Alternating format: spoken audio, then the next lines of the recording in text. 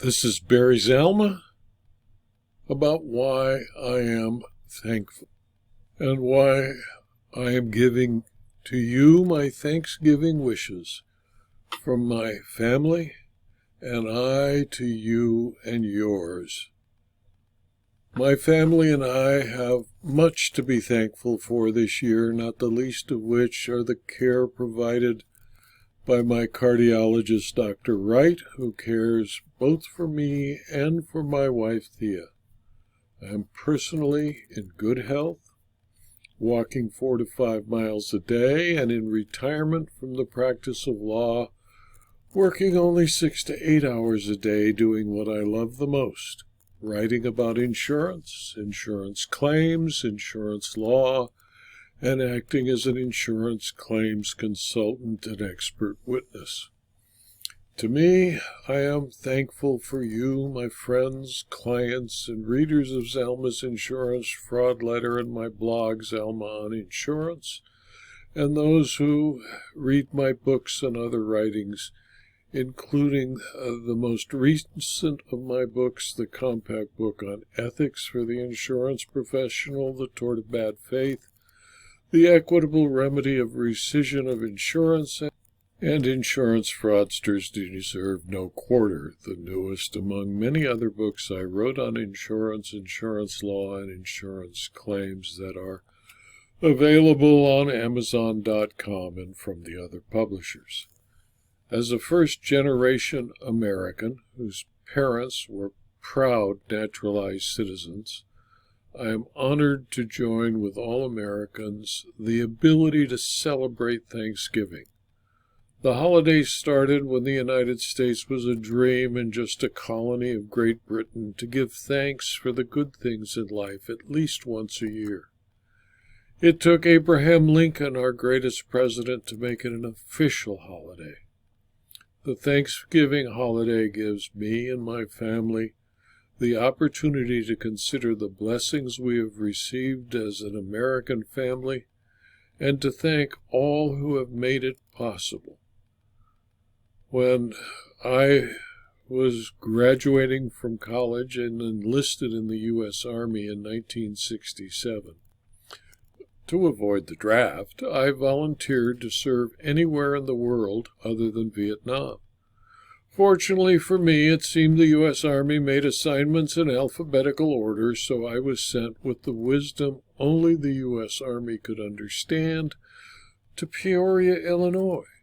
I served my enlistment in Missouri and Illinois, where I became a special agent in charge of an Office of U.S. Army Intelligence, investigating people who sought security clearances. I was trained effectively to be an investigator and enjoyed every minute of the job. Until the Army, I had never seen a river without a concrete bottom, only to see the mighty Mississippi as my first real river. I had never seen snow other than in the distance on mountains, only to find myself shoveling the snow off the driveway in the small half of a house I rented from my Peoria landlords, and an old couple who could not do it themselves.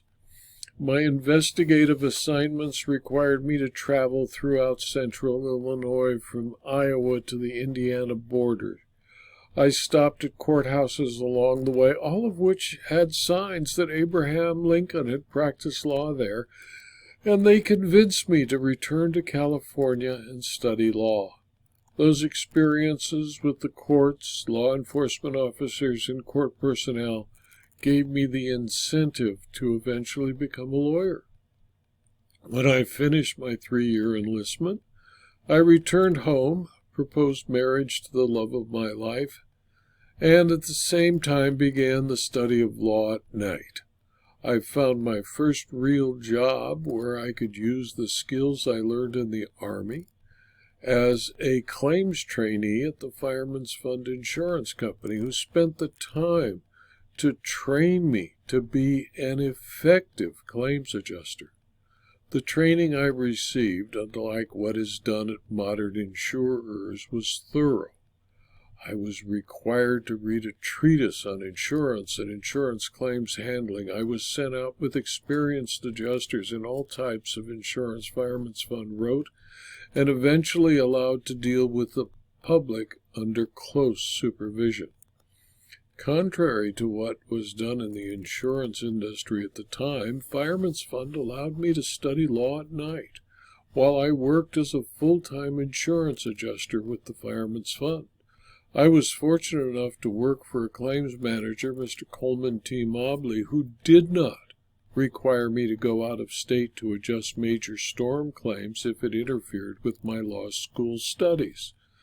Since I was in law school 50 weeks a year, the only storm duty I was required to work was a firestorm that burned from San Fernando Valley to the ocean at Malibu. Because of Mr. Mobley and the Fireman's Fund, I was able to complete my studies and pass the California bar in 1971. That allowed me to be admitted to the California bar on January 2, 1972. I took a cut in pay from my adjusting salary to get my first job as an associate attorney with a law firm that was willing to teach me to be a lawyer, handling every kind of problem a new lawyer could face, from wills, torts, divorce, drunk driving, trials, depositions, and dozens of orders to show cause in multiple courts around the Inland Empire of California.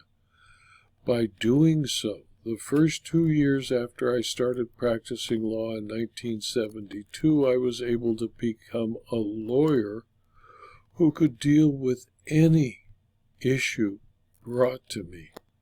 I was fortunate enough to move to an insurance law firm in Century City, where I could use my insurance adjusting experience, and I was assigned to a coverage lawyer who was trying to deal with over 500 active matters, who, when I arrived, assigned me 250 of the matters and pointed me to the law firm's library to learn what to do. At the time, new technology was an IBM Selectric typewriter that could erase from the keyboard without the need to use whiteout paint. I did legal research in the firm's large library, which, when it was inadequate for the task, I had to drive to the county law library in downtown Los Angeles. Research in a large library took days to find support for an issue. In 1979, I decided it was time to be my own boss. I started a law firm called Barry Zelma, Inc., with a secretary who came from my last firm and brought an IBM Selectric typewriter with her into a small windowless office. I had obtained a line of credit from a bank that I hoped would carry us until the practice started, since the only case I had was my sister's rear-ender, from which I could not take a fee. The office was furnished with a file cabinet from my father-in-law's dental office, and a dining room table for my wife's grandmother, who had recently passed away. I received my first call in my new practice at 8:10 a.m. on the first day, October 1, 1979, from Alan Warboys, then a claims person at Lloyd's, assigning my first case, and my practice began. Alan has been a great colleague and friend ever since, now that we are both sort of retired. I had nothing to do on October 3, 1979, so I wrote an article for publication, and after that, I had no peace, and the firm grew quickly to 9 lawyers and a large staff to serve me and the 8 other lawyers. The firm defended people who were insured and soon morphed into specialists acting as coverage counsel for insurers who needed advice and defense of bad faith lawsuits. We did no plaintiff's tort cases, except subrogation, for insurer clients. Some of the things I and my family can give thanks for include: I've loved my wife for 68 years since we first met when she was 9 and I was 12. I am thankful that she still loves me and lets me make clear every day that I love her more than I did when she ignored me when I was 12 and made me wait to marry her until 1967. My 3 adult children who are successes in their own right. That my 3 children, my almost 6-year-old granddaughter live nearby, put up with me and my wife and are healthy, successful, and mostly happy in what they do. That my grandson is about to graduate from Puget Sound University in Washington State. That my clients, who for more than 50 years have allowed me to earn a living doing what I love, practicing law until I let my license go inactive, acting as a consultant, testifying as an expert witness, and writing materials to help others provide excellence in claim services as members of the insurance profession. My publishers, the American Bar Association, Full Court Press, Fastcase.com, Thomson Reuters, and Amazon.com. My dearly departed parents and grandparents, for having the good sense to leave the Ottoman Empire at the beginning of the 20th century, so our extended family could avoid the Holocaust and I could be born American. My country for giving me a place to live and work in peace and complain about it without fear. The state of California where I was born and have lived for 80 years for allowing me to have my home and grow my family and the ability to pay the high taxes for the privilege. Those of you who read what I write and gain something from it, 80 years of mostly good health, but for a small heart attack and clogged arteries that were all redone by a great surgeon, Dr. Robertson, who gave me the ability to continue to work as an octogenarian, allowing me the health and ambition to avoid my cardiologist by walking every day since I recovered from the surgery and working on my garden and training my bonsai. The hundreds of friends I have never met, but with whom the internet has allowed me to communicate in parts of the world I have never visited. The wonder of the internet that allows me to publish Kindle ebooks, Zelma's insurance fraud letter, insurance-related videos, and my blog instantly online. That my family can get together to express our thanks for each other and our happiness this year again, without a need for anything but enjoying each other's company, and that most of you, who I know only by my publications, have the right and opportunity to gather with your families to express your thanks for all of the good things that you have experienced. I was more successful than I ever expected. I, whose life experience was limited to Los Angeles County and a little bit of central Illinois, found a need as part of my practice to travel to Taipei, Taiwan, to take an examination under oath in London, England, on behalf of my clients. I worked as I had learned from my father, who survived the Depression, 16 hours a day, 6 or 7 days a week, for 50 years. And when I became 75 years old, my firm had been reduced to a sole practice, and I decided it was time to stop practicing law and become a consultant and fulfill my childhood dream to be an author. I am a very lucky and happy man. I do work that I love. I fulfilled my childhood dreams. I live in a home I have owned for more than 46 years that my wife and I adapted and increased as children were born to meet our needs. I have the love of my life with me and look forward to celebrating our 55th wedding anniversary next month.